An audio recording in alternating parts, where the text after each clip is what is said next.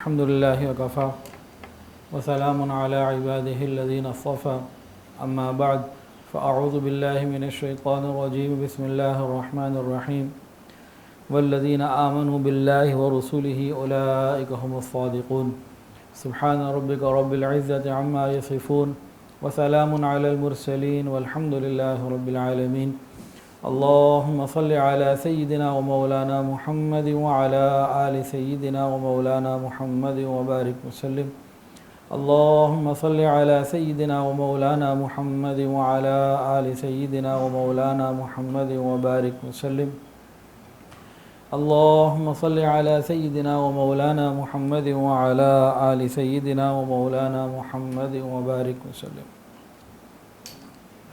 اللہ رب العزت کا حقیقی قرب حاصل کرنے کے لیے انسان جب راستے تلاش کرتا ہے تو اس کو پھر ایک راستہ تصوف اور سلوک کا ملتا ہے کہ کسی اللہ والے سے بیعت ہو جائے، معمولات کی، ذکر کی، مراقبوں کی پابندی کرے اور ذکر کی کثرت کر کے ذکر کے انوارات، فیوزات اور برکات کو حاصل کر کے اللہ کا حقیقی قرب حاصل کر سکے، تاکہ کیفیت والی مزیدار زندگی، سکون والی زندگی حاصل کر سکے۔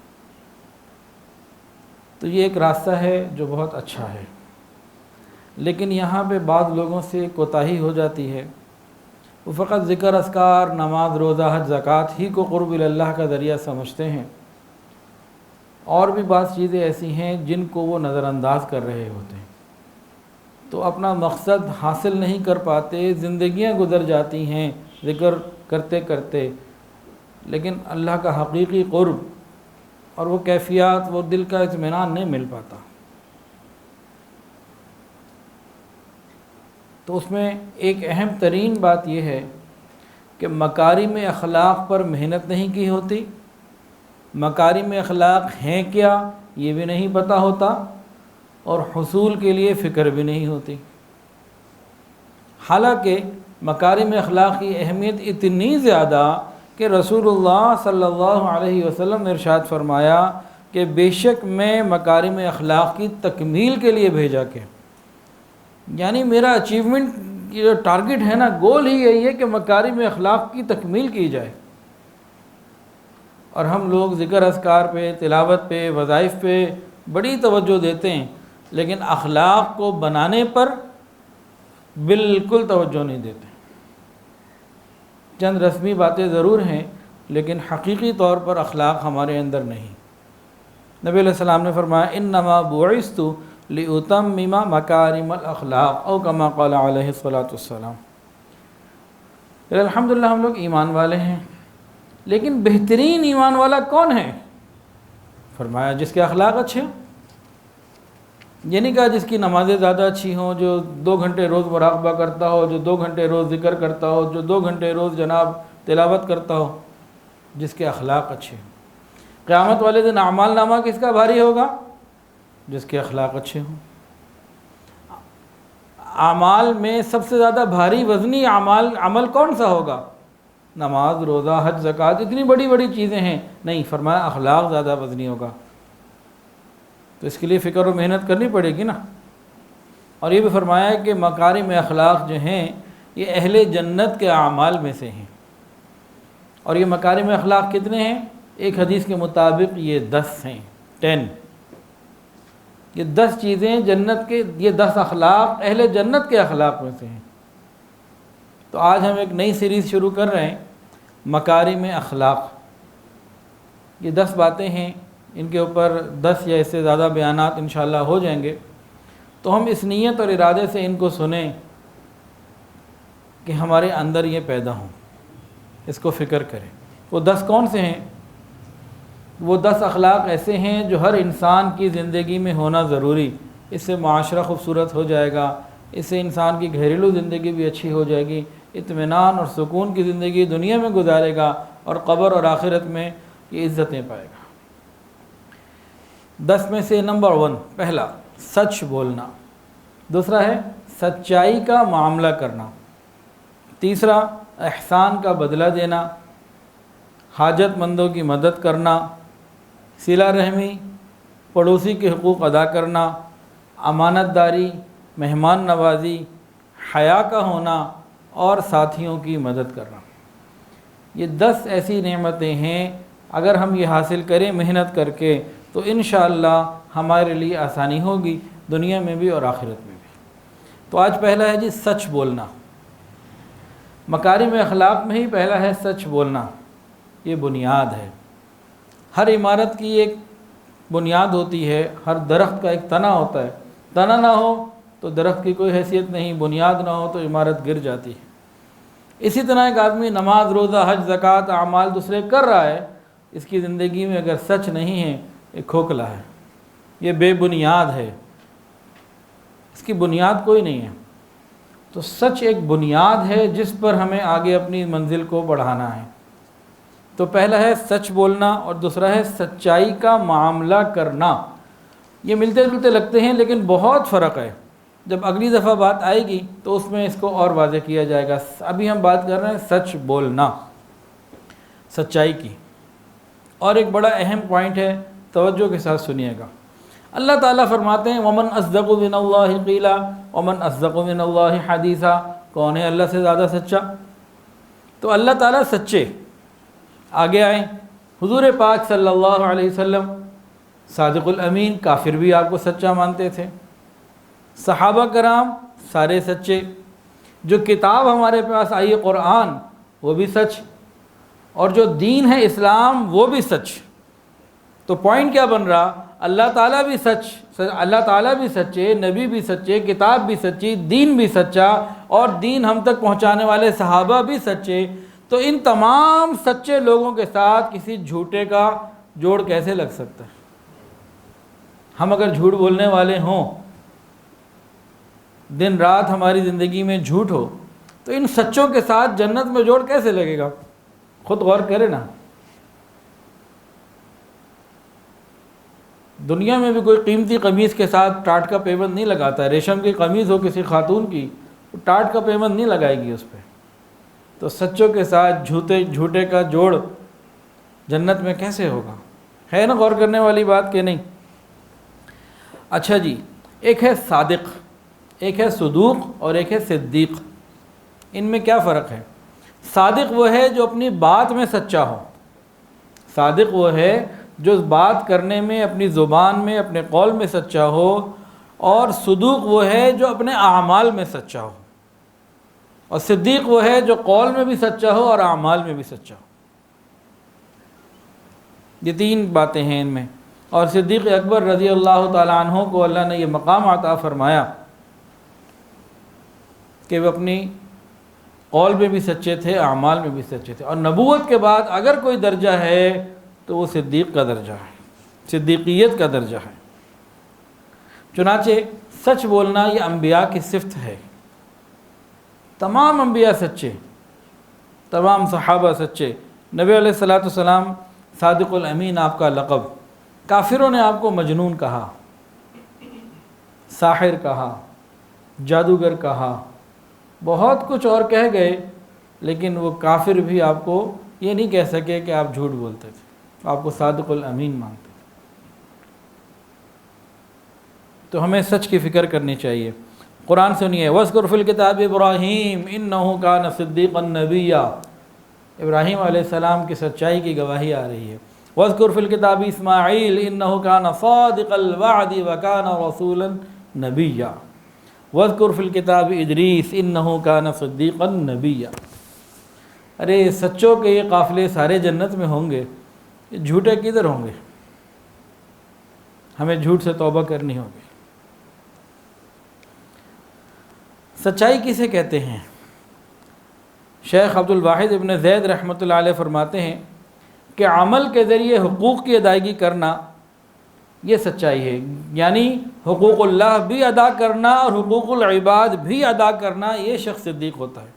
صدیق کون ہوگا؟ جو حقوق اللہ بھی ادا کرے اور حقوق العباد بھی ادا کرے، دونوں چیزیں۔ ہمارے ہاں نا بعض جگہ کیا ہوتا ہے، حقوق اللہ پہ بڑا زور ہوتا ہے، حقوق العباد کا پتہ ہی کوئی نہیں، اور بعض لوگ کہتے ہیں ہم حقوق العباد میں بڑے اچھے ہیں، وہ حقوق اللہ کو چھوڑ بیٹھے ہوتے ہیں، نماز نہیں پڑھتے، دوسروں کے ساتھ اچھے ہوتے ہیں لیکن نماز نہیں پڑھتے، وہ اپنے آپ کو اس میں سمجھ رہے ہوتے ہیں۔ دونوں ہی کام پورے کرنے ہیں، حقوق اللہ بھی ادا کرنا ہے، حقوق اللہ بھی ادا کرنے ہیں اور حقوق العباد بھی ادا کرنے ہیں۔ اور حضرت جی فرماتے ہیں کہ حضرت پیر حافظ ذوالفقار احمد نقشبندی دامت برکاتہ العالیہ فرماتے ہیں کہ دل اور زبان کی یکسانیت یہ صدیقیت ہے، کہ دل اور زبان ایک جیسے ہوں۔ اور حضور پاک صلی اللہ علیہ وسلم نے سچائی کے بارے میں بھی اور چند اور باتوں کے بارے میں بھی فرمایا کہ اگر تم مجھے گواہی اپنی ضمانت دے دو تو میں تمہیں جنت کی ضمانت دیتا ہوں۔ تو ایک حدیث میں 6 چیزوں کی بات فرمایا تم مجھے 6 چیزوں کی ضمانت دو، میں محمد صلی اللہ علیہ وسلم تمہیں جنت کی ضمانت دیتا ہوں۔ علماء فرماتے ہیں جس بندے کو جب یہ بات پہنچ جائے اور وہ ارادہ کر کے اللہ سے کہے اللہ میں اب اس پہ پورا اتروں گا اور ہمت کروں گا اور کوشش شروع کر دے، وہ جو آج بھی داخل ہے، یہ صرف صحابہ کے لیے مخصوص نہیں ہے یہ بات، یہ تو قیامت تک آنے والے ایمان والوں کے لیے، امتیوں کے لیے آفر موجود ہے۔ یہ جنت کا پیکج ہے، جو چاہے کہ مجھے جنت مل جائے، ہم سارے چاہتے ہیں، تو یہ 6 باتوں کی ضمانت دے دیجئے، جنت پکی، کیونکہ وہاں سے جو گارنٹی دینے والی ذات ہے نا وہ محمد الرسول اللہ صلی اللہ علیہ وسلم کی ہے۔ ہمیں اپنی طرف سے اگر جنت چاہیے تو کچھ پریکٹیکلی آگے ہونا ہوگا۔ فرمایا جب بات کرو تو سچی کرو، وعدہ کرو تو پورا کرو، امانت تمہیں ملے تو صحیح ادا کرو، اپنی شرمگاہ عزت اور ناموس کی حفاظت کرو، اپنی نگاہوں کو نامحرم سے جھکا کے رکھو، اور چھٹی بات اپنے ہاتھوں کو روکو، اپنے ہاتھوں سے کسی کو تکلیف نہ دو۔ آج ایسے لوگ بھی ہیں ماشاءاللہ، لوگوں کو تکلیف دے کے خوش ہوتے ہیں، عجیب عجیب باتیں سامنے آتی ہیں۔ سیدھا سیدھا حدیث کے اندر موجود ہے جو کسی کو تکلیف دے گا اللہ اسے تکلیف پہنچائے گا، جو کسی کو نقصان پہنچائے گا اللہ اسے نقصان پہنچائے گا۔ اپنا ہی نقصان کر رہا ہے، کسی کا کیا کرتا ہے وہ۔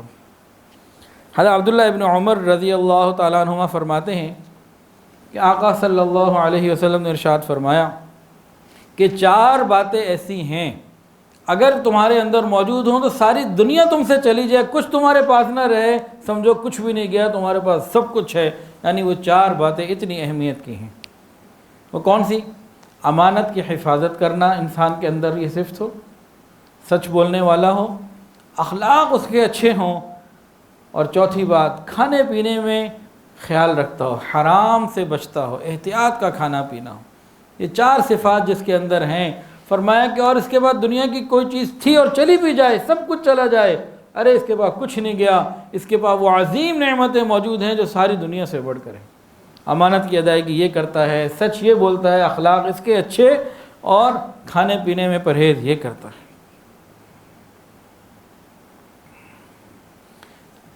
اب صدیق اکبر کی بھی ایک بات سنیجیے۔ آج کوئی انسان محنت کر کے نا، دیکھیں اس امت کے اندر حضرت ابوبکر صدیق رضی اللہ تعالیٰ عنہ صدیق ہیں، وہ صدیقین کے سردار ہیں، اور بھی صدیق ہیں دنیا میں، بن سکتے ہیں۔ آج بھی کوئی انسان فکر کرے ان اعمال پر آ جائے، صدیق کا درجہ اس کو مل سکتا ہے۔ نبوت کا درجہ اب کوئی نہیں رہا، صدیق مل کا درجہ انسان حاصل کر سکتا ہے، لیکن جو صدیق اکبر ہیں ان کی بات سنیے۔ وہ کیا فرماتے ہیں؟ فرماتے ہیں تم پر لازم ہے کہ سچ بولو، کہ سچ نیکی کا ساتھی ہے اور یہ دونوں جنت میں جائیں گے۔ گویا کہ سچ بولنے والا یہ جنت میں جائے گا۔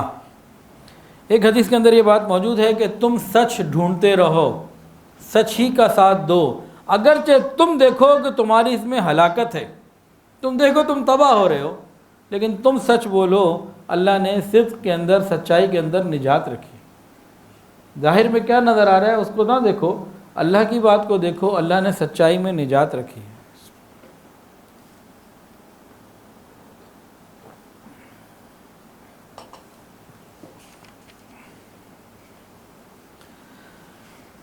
امام غزالی رحمۃ اللہ علیہ فرماتے ہیں کہ صدق جو ہے نا، سچائی، اس کے مختلف درجات ہیں۔ ایک ہے صدق لسان، یعنی زبان سے سچ بولنا، یہ عام پہلا درجہ ہے کہ انسان کی زبان سے جو لفظ نکلے وہ سچ نکلے۔ اور دوسرا ہے صدق نیت، کہ نیت سچی ہو بندے کی، ہر کام میں مخلص ہو، سچا ہو، کھوٹ نہ ہو۔ غور کیجئے قیامت کے دن 3 ایسے بڑے اعمال کر کے آنے والوں کو جہنم میں اندھا منہ پھینک دیا جائے گا۔ ایک عالم دین ہوگا، ایک مجاہد ہوگا، اور ایک سخی ہوگا۔ عمل انہوں نے بہت اچھے کیے ہوں گے، لیکن نیت کے اندر کھوٹ ہوگا۔ تو نیت کا کھوٹ یہ تباہ کر دیتا ہے۔ تو صدق لسان اور اس کے بعد صدق نیت۔ اگر ہماری نیتوں میں کھوٹ ہو، پھر ہمیں اپنے آپ کو نیک سمجھنے کی کوئی ضرورت نہیں ہے۔ اگر ہماری نیتوں میں کھوٹ ہے، دکھاوا ہے اور کوئی ایسا معاملہ، پھر ہمیں نیک سمجھنے کا اپنے آپ کو کوئی حق نہیں ہے۔ اور تیسری بات ہے صدق اعمال، کہ انسان خلوت میں ہو یا جلوت میں، تنہائی میں ہو یا لوگوں کے اندر ہو، اعمال اس کے یکساں ہوں۔ ایسا نہیں کہ لوگوں کے سامنے نماز بھی پڑھ رہا ہے، قرآن بھی پڑھ رہا ہے، بڑا نیک بنا ہوا ہے، اور جیسی تنہائی ملی اس کے بعد پھر یہ شیطان کا ساتھی بن گیا۔ لوگوں میں رحمان کا ساتھی، تنہائیوں میں شیطان کا ساتھی، یہ جھوٹا ہے، یہ منافق ہے، اس کی کوئی حیثیت نہیں۔ ہم سب چاہتے ہیں ہمیں فلاح ملے، تو حضرت عبداللہ ابن مسعود، ہم سب چاہتے ہیں کہ ہمیں فلاح ملے، تو حضرت عبداللہ ابن عباس رضی اللہ تعالی عنہما فرماتے ہیں کہ 4 خصلتیں ایسی ہیں، 4 صفات اور کوالٹیز ایسی ہیں کہ ان سے انسان کو فلاح مل جاتی ہے۔ ایک سچائی سے، دوسرا حیا سے، تیسرا اچھے اخلاق سے، اور چوتھا شکر ادا کرنے سے۔ یہ 4 باتیں جس کے اندر موجود ہوں، اسے فلاح مل جاتی ہے۔ اور فلاح کا مطلب کیا ہے؟ آواز آتی ہے نا اذان میں، حی علی الفلاح، کسی کو معلوم ہے اس کا ترجمہ؟ بتائیں۔ آؤ کامیابی کی طرف، بالکل ٹھیک ہے، لیکن اس کو اور ٹھیک کر لیجئے، آؤ ایسی کامیابی کی طرف جس کے بعد ناکامی نہیں۔ حی علی الفلاح، حی علی الفلاح، آؤ ایسی کامیابی کی طرف جس کے بعد ناکامی نہیں، آؤ ایسے اللہ کے قرب کی طرف کہ جس کے بعد دوری نہیں۔ فلاح کا مطلب یہ بنے گا، ایسی کامیابی جس کے بعد ناکامی کا تصور بھی نہیں۔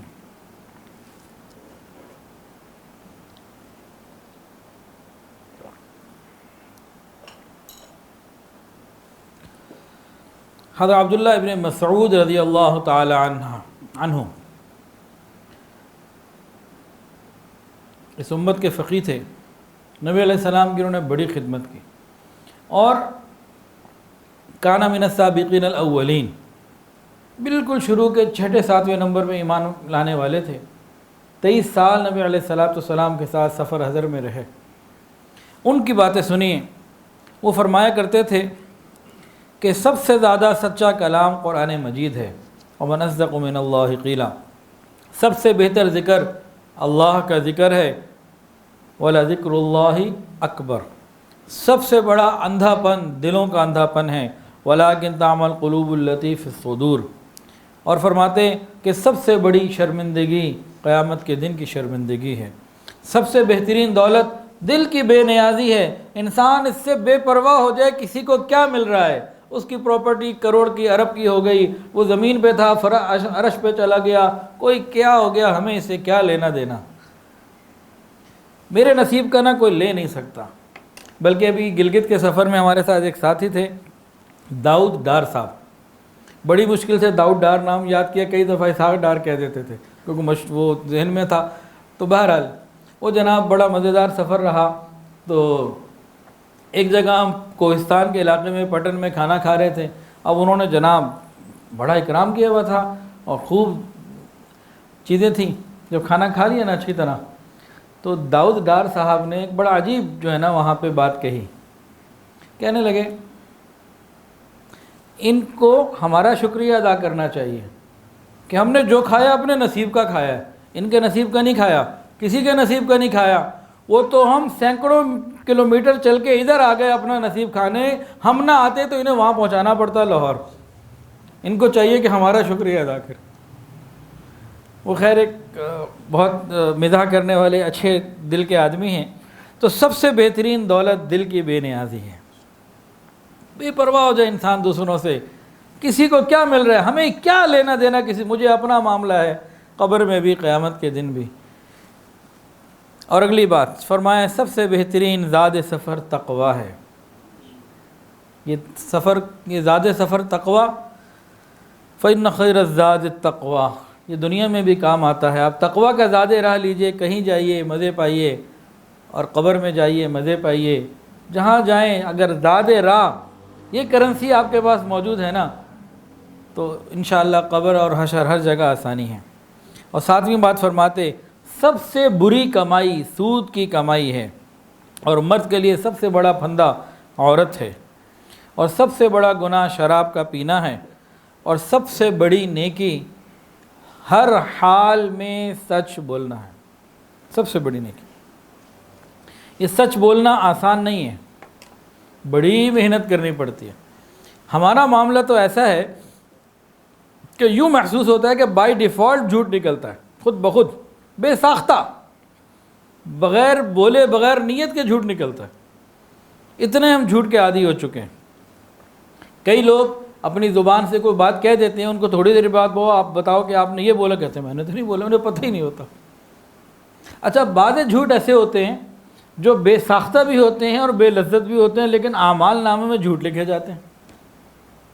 فون آیا, بس میں 1 منٹ میں پہنچ رہا ہوں, 1 منٹ میں تو گھر سے نکل کے گاڑی میں نہیں بیٹھ سکتا, اگلی طرف بس میں 1 منٹ میں آیا. اور کس طرح کی باتیں ہوتی ہیں, بھائی کھانا لگاؤ جی, میں منٹ میں آ رہا ہوں, بس میں 1 منٹ میں کھانا لگ گیا جی. اس طرح کی ہماری بہت ساری باتیں ہوتی ہیں کہ 1 سیکنڈ, بعض لوگ تو منٹ تو پھر 60 سیکنڈ کا ہوتا ہے, بعض لوگوں کی زبان بھائی 1 سیکنڈ کی بات ہے جی, 1 سیکنڈ کے لیے بریک لگانا جی, 1 سیکنڈ ذرا. اس طرح کے جملے زبان سے جو لکھیں گے, جو بولیں گے فرشتوں نے تو وہی لکھنا ہے, ابھی ہے وہ جھوٹ. اس کے علاوہ آج ہم نے جھوٹ کا نام رکھ دیا بہانہ. بھائی بیٹے نے والد سے بہانہ کر دیا, بیوی نے شوہر سے بہانہ کر دیا, شوہر نے بیوی سے بہانہ کر دیا, شاگرد نے استاد سے بہانہ کر دیا. یہ بہانہ کیا ہے؟ بہانہ جھوٹ ہے. اگر لفظ جھوٹ کا بولیں گے تو چوٹ پڑے گی, لفظ بہانے کا بہانہ کر دیا جی تو اتنی تکلیف ہی نہیں ہوگی. جیسے رشوت کا نام چائے پانی رکھ دیا, بھئی چائے پانی دے دیا جی.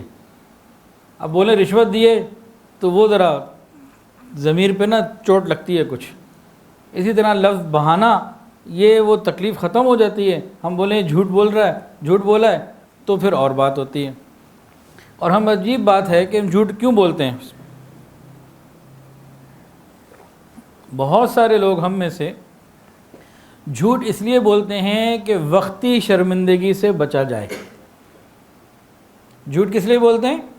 وقتی شرمندگی سے بچا جائے. یہ بھول جاتے ہیں کہ جھوٹ بول کر قیامت کے دن اللہ اور اس کے رسول اور اولین آخرین کے سامنے کی شرمندگی مول لے رہے ہیں. وقتی شرمندگی سے بچ رہے ہیں, اور وہ کتنے لوگوں کے سامنے ہوگی؟ 2 4 20 50 لوگ, اور کتنے لوگوں کے سامنے ہوگی؟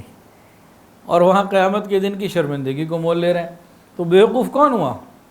ہم خود ہو گئے نا. وقتی شرمندگی کے لیے جھوٹ بول دیتے ہیں. جو صادق ہوتا ہے نا, سچا, اس کی 4 علامات لکھی ہیں. نمبر 1 کہ سچ بولنے والے انسان کی بات میں, زبان میں حلاوت ہوتی ہے, دل میں گھرتی ہے, دل میں اترتی ہے بات. جس کی زبان میں سچائی ہو اس کی زبان میں اللہ اثر پیدا کر دیتے ہیں, دلوں میں اترتی ہے, گہرائی کے اندر چلی جاتی ہے. دوسری بات, اللہ رب العزت سچ بولنے والے کو ایک رعب, ایک ہیبت عطا فرما دیتے ہیں. اس کی مجلس کے اندر ایک رعب ہوتا ہے, اس کی ہیبت ہوا کرتی ہے. جیسے اللہ والوں کی مجالس میں ایک رعب ہوتا ہے. شیر کو دیکھا ہے نا, وہ خاموش بھی ہو تو ایک ہیبت ہوتی ہے. پھر یہ اللہ کے شیر ہوتے ہیں, ایک ہیبت ہوا کرتی ہے. اور تیسری بات, ان کے چہرے کے اوپر ملاحت اور شگفتگی ہوتی ہے, کرختگی نہیں ہوتی. Face is the index of mind. یہ جو چہرہ ہے نا, یہ ساری چیز کو بتا دیا کرتا ہے کہ اندر کیا ہے, ذہنیت کیا ہے, اندر کیا ہے. اللہ سب سجا دیتے ہیں. رات کی عبادات بھی چہرے پہ, اور رات کی گناہ بھی چہرے پہ اللہ سجا دیتے ہیں. ہاں دیکھنے والے کو نظر آتی ہے، اندھے کو اب کیا نظر آئے۔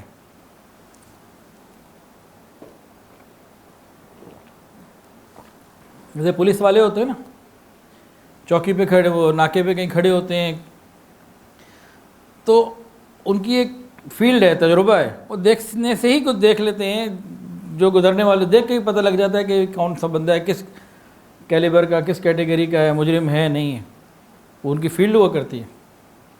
تو اسی طرح سچے لوگ جو ہوتے ہیں، جہاں سچائی کا معاملہ ہوتا ہے، اللہ ان کو پھر نعمتیں دیتے ہیں۔ اور چوتھی بات، جو سچے لوگ ہوتے ہیں نا، دلوں کے اندر اطمینان ہوتا ہے، جھوٹے کے دل میں اطمینان نہیں ہو سکتا۔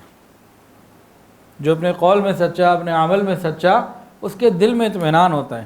تو سچائی کی صادق کی جو سچا ہوتا ہے اس کی 4 علامات: نمبر 1 کہ اس کی زبان میں حلاوت، نمبر 2 ایک ہیبت ہوتی ہے ان کی مجلس میں، ایک رعب ہوتا ہے ان کی شخصیت میں، نمبر 3 چہرے پر ملاحت ہوتی ہے، اور نمبر 4 ان کے دلوں میں سکون ہوتا ہے۔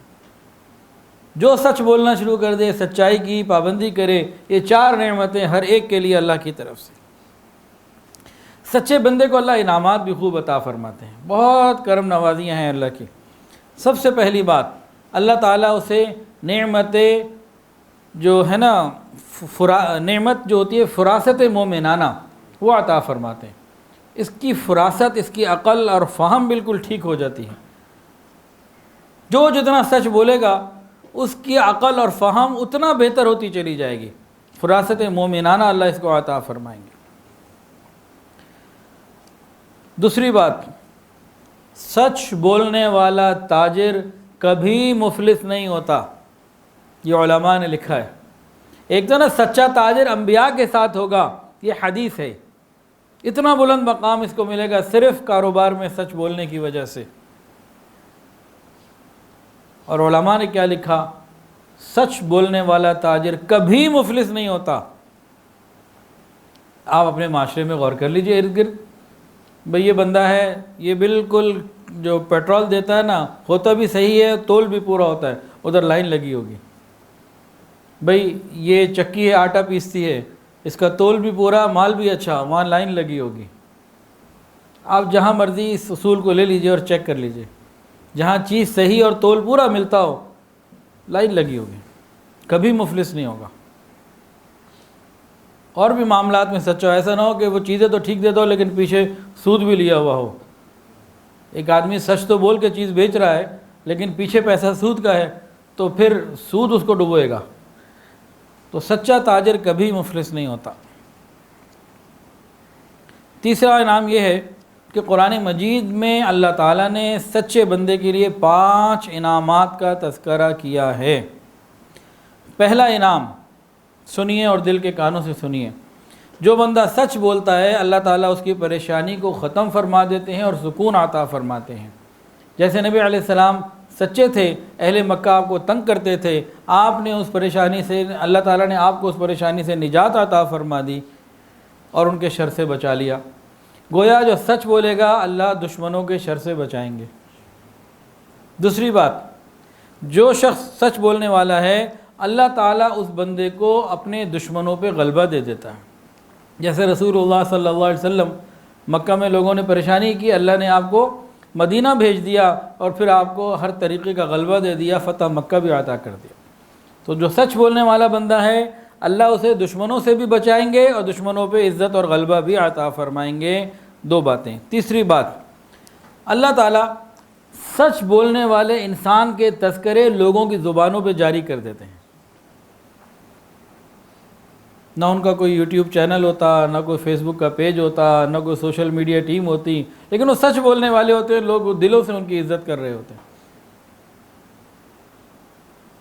قرآن مجید کے اندر آتا ہے وَاجْعَلْ لِي لِسَانَ صِدْقٍ فِي الْآخِرِينَ۔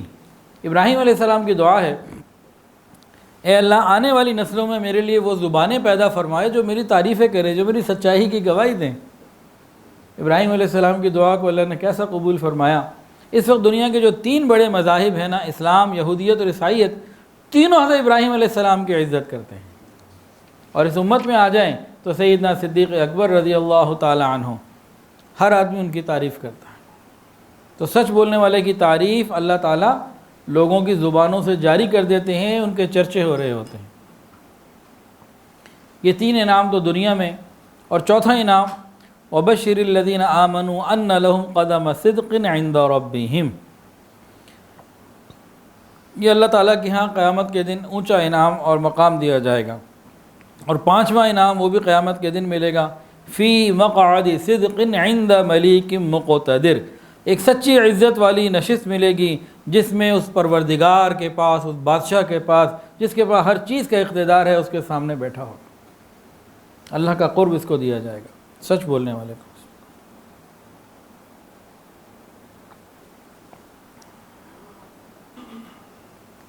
تو سچ بولنے والے کے لیے دنیا میں بھی عزتیں اور آخرت میں بھی عزتیں۔ اچھا بھئی، ہم میں سے کون چاہتا ہے کہ اس کی دعائیں قبول ہوں؟ تو رات سن لیجئے قبولیت دعا کا۔ حضرت جی فرماتے ہیں جس زبان سے جھوٹ نکلنا بند ہو جاتا ہے اور جس زبان سے صرف سچ نکلتا ہے، اس کی دعائیں قبول ہونا شروع ہو جاتی ہیں۔ جس زبان سے جھوٹ نکلتا ہے، یہ ہر جھوٹ قبولیت دعا کے دروازے کے اوپر ایک تالا لگ جاتا ہے۔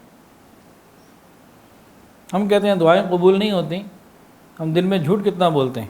دیکھیں، ہمارے سامنے، ہمارے گھر میں، معاشرے میں، میل جول میں کوئی بندہ ہو جو ہر بات پہ بار بار جھوٹ بولتا ہو، دن میں درجنوں جھوٹ بولتا ہو، بتائیں کیا اس کی ہمارے دلوں میں کوئی عزت اور قدر رہے گی؟ بتائیں جی، یہ تو جھوٹا ہے۔ تو اگر کسی کی قدر جھوٹ بولنے کی وجہ سے ہماری نگاہوں سے گر سکتی ہے، تو اللہ کی نگاہوں میں ہماری قدر بھی تو جھوٹ بولنے کی وجہ سے گر جاتی ہے۔ ہم لوگ تو اتنا جھوٹ بولتے ہیں، ہمارے تو معاشرے کے اندر آپ عدالت میں چلے جائیں، آپ کہیں چلے جائیں، کسی جگہ چلے جائیں، ہر جگہ جھوٹ ہے، اتنا پھیل گیا ہے، رچ بس گیا ہمارے معاشرے کے اندر۔ تو دعائیں اسی لیے قبول نہیں ہوتی، پریشانیاں اسی لیے آتی ہیں۔ ہم کہتے ہیں کسی نے کچھ کر دیا ہے، کسی نے کچھ نہیں کیا ہوتا، ہمارے اپنے اعمال، ہماری اپنی زبان، ہمارے اپنے بول، یہ رکاوٹ بنتے ہیں۔ ہماری دی ہوئی بات پورا نہیں کرتے، رکاوٹ بنتی ہے۔ سیدھا سا معاملہ ہے۔ اور ہمارا جھوٹ تو اسی بات سے ثابت ہوتا ہے کہ ہم جب نماز میں نیت باندھتے ہیں تو کیا کہتے ہیں؟ ایاک نعبد، اے اللہ ہم تیری عبادت کرتے ہیں۔ کہتے ہیں نا ہم نمازوں میں ایاک نعبد، اے اللہ ہم تیری ہی عبادت کرتے ہیں۔ اور نماز کا سلام پھیرنے کے بعد اللہ کی بات پوری نہیں کرتے، اپنے نفس کی بات پوری کرتے ہیں، جو میرا دل کرے مجھے وہ پورا کرنا ہے۔ افرأیت من اتخذ الہہ ہوا واضلہ اللہ علی علم، اللہ فرماتے ہیں کیا آپ نے دیکھا اس شخص کو جو اپنی خواہشات کو اپنا معبود بنا لیتا ہے، بس جو دل میں آیا وہ کرنا ہے۔ نماز میں کہتے ہیں ایاک نعبد، اللہ ہم تیری ہی عبادت کرتے ہیں، اور نماز کا سلام پھیرنے کے بعد کیا کرتے ہیں؟ جو من مرضی میں آئے۔ حکم ہے نامحرم کو نہ دیکھو، دیکھ رہے ہیں۔ ابھی تھوڑی دیر پہلے کہا تھا تیری ہی عبادت کرتے ہیں، تیری مانتے ہیں، تو جھوٹے تو ہم خود ہیں۔ وتر میں کیا کہتے ہیں؟ وَنَخْلَعُ وَنَتْرُكُ مَن يَفْجُرُكَ، وتر میں ہم یہ پڑھتے ہیں نا دعائے قنوت کے اندر، وَنَخْلَعُ وَنَتْرُكُ مَن يَفْجُرُكَ، اللہ جو فاجر اور فاسق اور فاجر ہیں، گناہ گار ہیں، ہم ایسے لوگوں کو چھوڑتے ہیں۔ ہم وتر میں اللہ کے سامنے ہاتھ باندھ کے ایسے بڑے ادب کے ساتھ روز کہتے ہیں رات کو، ہم فاسق اور فاجر برے لوگوں کو چھوڑتے ہیں، ان سے الگ ہوتے ہیں، اور پھر راتیں انہی کے ساتھ گزارتے ہیں۔ محفلیں ہماری گناہوں کی ہوتی ہیں، تم تو خود جھوٹ بولتے ہیں۔ تو خالی جھوٹ یہ تو نہیں ہے نا کہ سودے میں، لین دین میں، یہ بھی چائنا کا ہے، جاپان کا ہے، چائنا کا بول جاپان دیا، صرف وہ جھوٹ نہیں ہے، یہ بھی تو ہم اللہ سے روز جھوٹ بولتے ہیں۔ اس کا یہ مطلب نہیں ہے کہ ہم نماز پڑھنی چھوڑ دیں۔ بعض لوگوں کو یہ دماغ خراب ہو جاتا ہے جی بھئی داڑھی کیوں نہیں رکھی، جب میں نیک ہو جاؤں گا رکھ لوں گا۔ وہی ایک نیکی کا موقع مل رہا ہے وہ تو کر لو، اس کی برکت سے اللہ اور راستہ کوئی کھول دے گا۔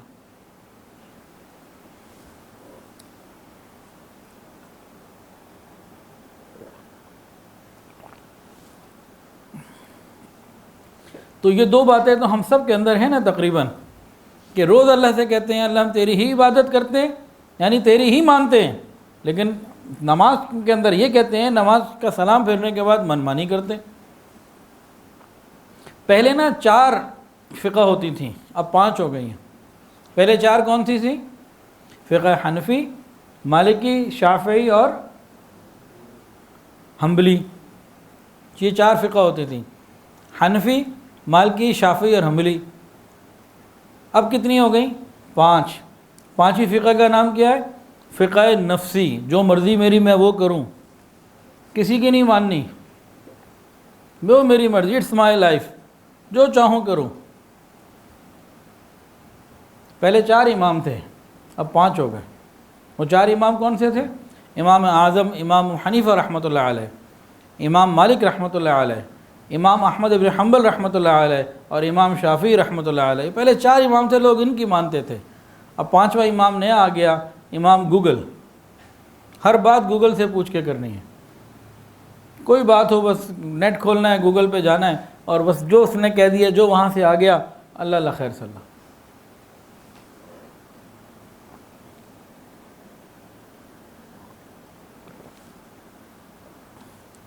تو شریعت کی نظر میں سچا وہ ہے جو اپنے آپ کو اللہ کے سامنے ایسے، شریعت کی نظر میں سچا وہ ہے، صدیق وہ ہے جو اپنے آپ کو اللہ کے سامنے پیش کر دے، حکم ربی کے سامنے پیش کر دے، شریعت کے سامنے اپنے آپ کو اس طریقے سے پیش کر دے جیسے کوئی سدھایا ہوا جانور ہوتا ہے، جو اس کا مالک کہتا رہتا ہے وہ کرتا رہتا ہے، ادھر ادھر نہیں ہوتا۔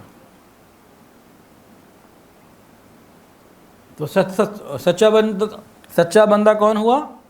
سچا بندہ وہ ہوا جو شریعت کے سامنے اپنے آپ کو اس طرح پیش کر دے جیسے کوئی سدھایا ہوا جانور اپنے ٹرینر کے سامنے اپنے آپ کو پیش کر دیتا ہے کہ جو ٹرینر کہتا ہے وہ کرتا ہے۔ تو اگر ہمارے اندر یہ کیفیت ہے کہ جو اللہ کا حکم ہے ہم وہ پورا کر رہے ہیں تو ہم سچے ہیں، اور اگر یہ کیفیت نہیں ہے، اپنی من مرضی ہے، تو اس کا مطلب یہ ہے کہ ہم جھوٹے ہیں، ہم اپنے دعووں میں جھوٹے ہیں کہ ہم اللہ تعالیٰ کے ساتھ جو وعدے کرتے ہیں، جو بات کرتے ہیں، اس میں جھوٹے ہیں۔ جو حضور پاک صلی اللہ علیہ وسلم کے ساتھ محبت کے ہمارے دعوے ہیں وہ بھی جھوٹے ہیں۔ کہتے ہیں نا، حرمت رسول پر جان بھی قربان ہے، سب یہ کہتے ہیں۔ کبھی یہ بھی کہا کرے حرمت رسول کی وجہ سے فجر کی نماز پڑھنا بھی ضروری ہے، حرمت رسول کی وجہ سے جھوٹ چھوڑنا بھی ضروری ہے، بیوی کے حقوق ادا کرنا بھی ضروری ہے۔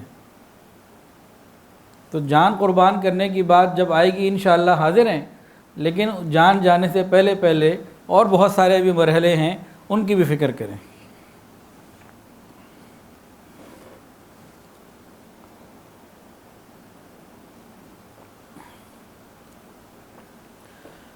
اصل میں قیامت کے دن کا خوف اگر آ جائے نا تو سارے مسئلے حل ہوتے ہیں۔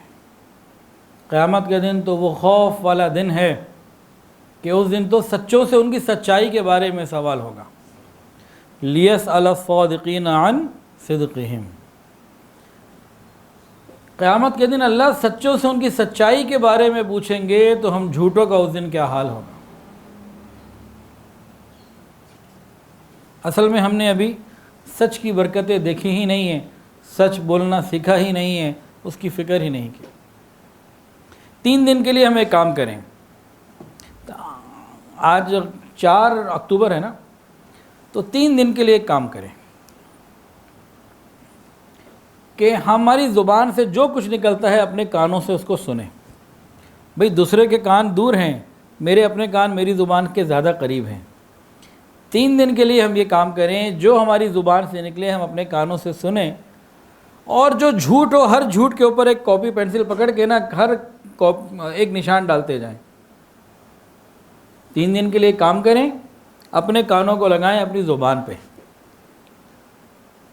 اور جو جھوٹ میں نکلے زبان سے، ہر نکلے ہوئے جھوٹ کے اوپر ایک کاپی کے اوپر ایک نشان لگاتے چلے جائیں۔ دیکھیں تو صحیح 3 دن میں پیپر کالا ہوتا ہے کہ نہیں ہوتا، پتہ لگ جائے گا۔ دودھ کا دودھ اور پانی کا پانی ہو جائے گا۔ اور یہ نہیں کہ کوئی فاسق فاجر جھوٹ بولتے ہیں، نیک دیندار پرہیزگار بھی جھوٹ بولتے ہیں، پتہ ہی نہیں ہوتا۔ تو 3 دن ذرا یہ ایکسرسائز کر لیجئے، معلوم ہو جائے گا۔ اور بھائی اگر ہمیں یقین ہے کہ ہم سچ بولتے ہیں اور اس ایکسرسائز کے بعد یقین مزید بڑھ جائے گا تو الحمدللہ. اس ایکسرسائز کرنے میں نقصان کیا ہے؟ یہ تو نہیں میں نے کہا کہ کسی کو جا کے بتائیں، کسی کو جا کے دکھائیں یا مجھے بتائیں، نہیں بھائی، معاملہ ہمارا اللہ کے ساتھ ہے. تو 3 دن کے لیے پریکٹس ہم کر کے دیکھیں تو سب دودھ کا دودھ اور پانی کا پانی ہو جائے گا، معلوم ہو جائے گی ساری بات. سچ عزتیں دیتا ہے، سچ یہ عزتیں دیتا ہے. کئی مرتبہ ایسا ہوتا ہے، دیکھیں ایک اسکول ہے، ایک بچے سے کوئی غلطی ہو گئی. اب ٹیچر نے پوچھا، جھوٹ بول کے بہانہ کر کے بات بنا سکتا تھا، بچا سکتا تھا اپنے آپ کو شرمندگی سے، وقتی غصے سے، لیکن اس نے سچ بولا. اپنی غلطی کو پوری کلاس کے سامنے اس نے قبول کیا. ہم نے یہ دیکھا کہ اس سچ کی وجہ سے اس کو عزت ملتی ہے، اس کو اپریشیٹ کیا جاتا ہے. غلطی وہ کر آیا ہے، اپریسیشن بھی خود لے رہا ہے سچ کی وجہ سے. ٹیچر کے دل میں اللہ ڈال دیتے اس نے بولا سچ ہے. تو سچ کی وجہ سے عزتیں ملا کرتی ہیں، ذلتیں نہیں ملا کرتی. اور حدیث پاک میں آتا ہے کہ جو شخص جھوٹ بولتا ہے اس کے منہ سے اتنی بدبو نکلتی ہے کہ فرشتے دور چلے جاتے ہیں. اچھا، بندے نے بولا جھوٹ، فرشتوں کو آئی اس کی بدبو اور وہ دور چلے گئے. اگر وہ اللہ یہی بدبو انسانوں کو بھی وہ کان دے دیتے جو جھوٹ پہ نکلنے والی بدبو کو سن سکتے، تو بتائیں ہمارے قریب کون بیٹھتا؟ ہم کدھر ہوتے؟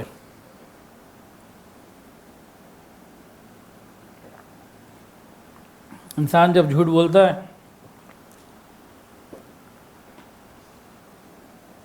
اور بولتا رہتا ہے اللہ تعالیٰ کے دفتروں میں اس کو کذاب لکھ دیا جاتا ہے، جھوٹا، اور اللہ تعالیٰ کی طرف سے لعنتیں اس کے اوپر برس رہی ہوتی ہیں کہ جھوٹا ہے. تو ہم سچ بولنے کی فکر اور محنت شروع کریں. مکارم اخلاق کے یہ 10 جو پوائنٹس ہیں ان میں سے پہلا اور بنیادی پوائنٹ سچ بولنا. بعض لوگ کہتے ہیں کہنے میں کیا رکھا ہے، میں نے زبان سے ہی تو کہا ہے نا، اور کیا ہے؟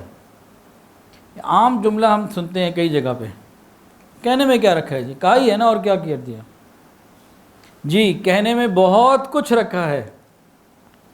مومن کی زبان سے نکلا ہوا جملہ، اس کی اللہ کے ہاں بہت قدر و قیمت ہے. اس کی مثالیں سن لیجئے. مومن کی زبان سے نکلے ہوئے الفاظ کی اللہ رب العزت کے ہاں بہت قدر و قیمت ہے. اسی قدر و قیمت کی وجہ سے زبان سے نکلے ہوئے ہر لفظ کے اوپر یہ 2 پہرے دار بیٹھے ہوئے ہیں. کرامن کاتبین ان کا نام ہے، اور قرآن میں آتا ہے ما یلفظ من قول الا لدیہ رقیب عتید. جو زبان سے نکلتا ہے یہ لکھ لیتے ہیں. یہ قرآن ہے، جو زبان سے نکلتا ہے یہ لکھ لیتے ہیں. تو اہمیت تو ہے نا کہ زبان کے بول کی کوئی، اور اللہ کے ہاں کتنی قدر ہے بول کی. زبان کے الفاظ کی چند مثالیں ذرا توجہ سے سن لیجئے، اس سے بات پوری طرح سمجھ میں آ جائے گی کہ جو یہ کہتے ہیں بولنے میں کیا رکھا ہے، ایسا نہیں ہے، بولنے میں بہت کچھ رکھا ہے.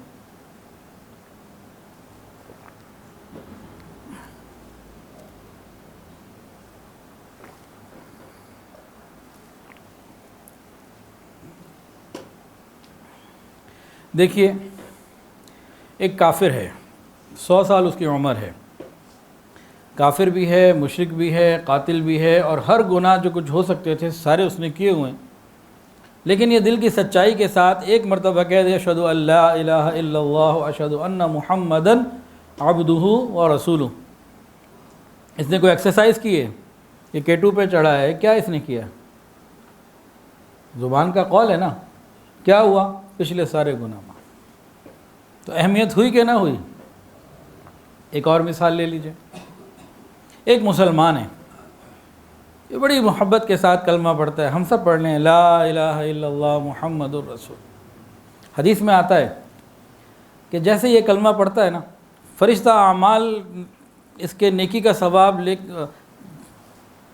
جیسے ہی یہ کلمہ پڑھتا ہے، فرشتہ اس کا یہ نیک عمل لے کے اوپر جاتا ہے. یہ اوپر جا رہا ہوتا ہے، واپسی پہ اس کو ایک اور نظر آتا ہے، ایک بندہ نیچے آ رہا ہے. یہ اوپر جا رہا ہے، اوپر سے ایک فرشتہ نیچے آ رہا ہے. اب دونوں میں بات چیت ہوتی ہے. اوپر والا پوچھتا ہے ابھی کدھر جا رہے ہو؟ دیکھو بندے نے کلمہ پڑھا، اس کا عمل میں لے کے جا رہا ہوں۔ پھر یہ نیچے سے اوپر جانے والا پوچھتا تم کدھر جا رہے ہو نیچے؟ کہتا ہے وہ جس نے کلمہ پڑھا ہے نا، ابھی جس کا عمل تم اوپر لے کے جا رہے ہو اس کا ثواب لے کے میں نیچے آ رہا ہوں۔ تو زبان کے قول کا اثر تو ہے، بول کا اثر تو ہے۔ اچھا اور غور کیجئے، ایک مرد ہے، ایک عورت، ایک لڑکا ایک لڑکی، نوجوان ہیں، ایک دوسرے کو دیکھنا حرام، ہاتھ لگانا حرام، بات چیت کرنا حرام، بالکل منع، شریعت نے گنجائش نہیں رکھی۔ اب گواہوں کی موجودگی میں اور ولی کی اجازت کے ساتھ، آج بھی کسی نے ایک مسئلہ پوچھا کہ جی لڑکی کے باپ کو نہیں پتہ، لڑکی کے گھر والوں کو نہیں پتہ، اور میں نے یہاں سے ایک مولوی صاحب کو لے لیا اور کچھ اور لوگوں کو لے لیا اور ویڈیو کال پہ ہم نے نکاح کر لیا، کیا نکاح ہو گیا؟ یہ نہیں پوچھا تھا انہوں نے کہ نکاح ہو گیا، وہ اطمینان میں تھے کہ نکاح ہو چکا، اگلی بات کرنا چاہ رہے تھے کہ ہم تو اب میاں بیوی ہیں، اور جب لڑکی کے گھر والوں سے رشتہ مانگا تو رشتہ دینے کے لیے تیار نہیں ہے، اب ہم تو نکاح کر چکے ہیں۔ وہ کہیں بیٹھا ہے، یہ کہیں بیٹھی ہے، ویڈیو کال پہ اور سب کچھ ہو گیا، لڑکی کے والدین کو نہیں پتہ۔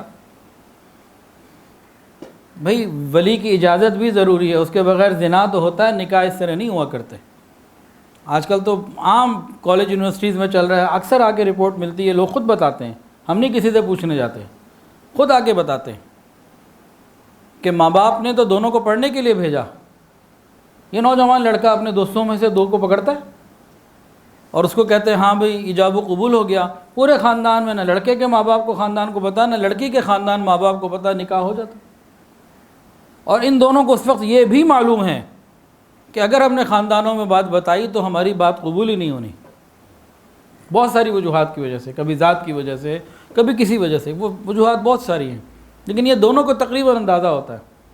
وہ کر کیا رہے ہوتے ہیں کہ اکثر تو حرام ہی کر رہے ہوتے ہیں، لیکن کسی کے دل میں چند ہوتے ہیں کہ خوف خدا بھی ہوتا ہے، کہتے ہیں چلو تھوڑا سا اس کو حلال دائرے میں لانے کی کوشش کر لو۔ اس طریقے سے وہ حلال نہیں ہوا کرتا۔ میں مفتی نہیں ہوں، یہ باتیں مفتی حضرات سے سمجھنے کی ہیں، لیکن جو ایک ٹرینڈ چل پڑا ہے یہ شریعت کا مذاق اڑانا ہے، اور پھر بعض جگہ وہ چھوڑ بھی دیتے ہیں اور پھر کسی دوسرے کے ساتھ، آج یہ دلہا تھا کل کو وہ کچھ عرصے بعد کوئی اور اس کا دلہا بنا بیٹھا ہے۔ یہ سب خرافات ہو رہی ہیں، کیوں ہو رہی ہیں کہ شریعت کو مقدم نہیں رکھا گیا، تو مذاق اڑانے کے لیے اس کو بلا وجہ ایک غلط طریقے سے چیز کو مسخ کرنے والی بات ہے۔ اللہ ہماری حفاظت فرمائے۔ تو گواہوں کی موجودگی میں 2 نامحرم ہیں اور ایجاب و قبول ہو گیا، اب جس کو دیکھنا حرام، ہاتھ لگانا حرام، بات کرنا منع، اب ایک دوسرے سے بات کرنا عبادت ہو گیا، ملنا عبادت ہو گیا۔ کیا کیا انہوں نے؟ زبان کا تو بول ہی تو تھا نا، اور کیا کیا؟ اور غور کیجئے تیسری مثال، 2 میاں بیوی ہیں، زندگی گزر رہی ہے، بس کسی وقت خاوند کو غصہ آیا، ایک لفظ یا 3 فائر مار دیے، بول دیا۔ اب کیا ہوا؟ وہ جو اتنے قریب تھی، سب سے زیادہ قریب ہو گئی تھی، وہ دور ہو گئی۔ زبان ہی کا تو بول ہے نا۔ تو یہ کہنا کہ بولنے میں کیا رکھا ہے، یہ بات نہیں ہے، بہت کچھ رکھا ہے بولنے میں۔ ہماری زبان کے الفاظ کی، یہ ہمارے الفاظ نہیں ہیں، اصل کے اندر یہ مومن کے الفاظ ہیں۔ مومن کی زبان سے نکلے ہوئے الفاظ کی اللہ کے ہاں بڑی قدر و قیمت۔ جب انسان سچا ہو پھر اللہ اس کی زبان کی نکلی ہوئی باتوں کی لاج رکھ لیا کرتے ہیں۔ تو جو چاہے کہ میری دعائیں قبول ہوا کریں، اس کو چاہیے کہ وہ جھوٹ بولنا چھوڑ دے، سچ بولے۔ جو شخص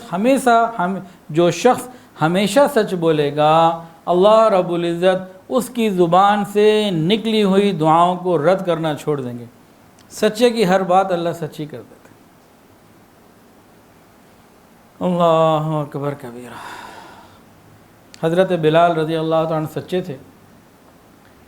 ابھی وقت ختم نہیں ہوا تھا، کچھ وقت باقی تھا نماز میں، اذان میں، لیکن آپ نے کہہ دیا کہ وقت ختم ہو گیا۔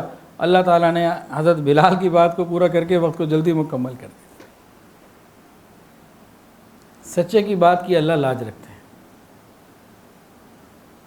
تو ہم مکارم اخلاق میں فکر مند ہو جائیں، ان کو اپنے اندر لانے کے لیے فکر مند ہوں۔ صرف ذکر، نماز، روزہ، حج، زکوٰۃ، مراقبہ یہ ہماری بخشش کے لیے کافی نہیں ہوں گے۔ ایسا تصوف جس میں ذکر مراقبہ تو ہو اور حقوق العباد کی ادائیگی نہ ہو، یہ ردی کی ٹوکری میں پھینک دیا جائے گا۔ اور مکارم اخلاق آج پہلا ہم نے سنا، سچ بولنا، اور باقی جو ہیں سچائی کا معاملہ کرنا، احسان کا بدلہ دینا، اور حاجت مندوں کی مدد کرنا، صلہ رحمی، پڑوسی کے حقوق، امانت داری، مہمان نوازی، حیا اور ساتھیوں کی مدد کرنا، یہ سارا ہی حقوق العباد ہے۔ اس میں نماز، روزہ، حج، زکوٰۃ کا ذکر ہی نہیں ہے، صدقے کا بھی ذکر نہیں ہے، تہجد کا بھی ذکر نہیں ہے، اشراق، چاشت، اوابین کا بھی ذکر نہیں ہے، تسبیحات کا بھی ذکر نہیں ہے، تلاوت قرآن کا بھی ذکر نہیں ہے۔ تو مکارم اخلاق تو سارے کا سارا حقوق العباد ہے۔ تو ہم اس کے لیے فکر مند ہوں۔ اللہ تعالیٰ سے دعا ہے اللہ تعالیٰ ہم سب کو مکارم اخلاق عطا فرمائے۔ حضور پاک صلی اللہ علیہ وسلم کے بارے میں آتا ہے وَإِنَّكَ لَعَلَىٰ خُلُقٍ عَظِيمٍ، آپ کے اخلاق تو بہت عظیم تھے۔ اللہ تعالیٰ ہمیں ان اخلاق میں سے حصہ عطا فرمائے اور اخلاق عظیمہ کا ہمیں نمونہ بنائے۔ وآخر دعوانا ان الحمد للہ رب العالمین۔ ویڈیو کے نیچے سبسکرائب کے بٹن پہ کلک کریں، بیل کے آئیکن پہ کلک کیجئے تاکہ ہر نئی ویڈیو کی نوٹیفیکیشن آپ کو مل جائے۔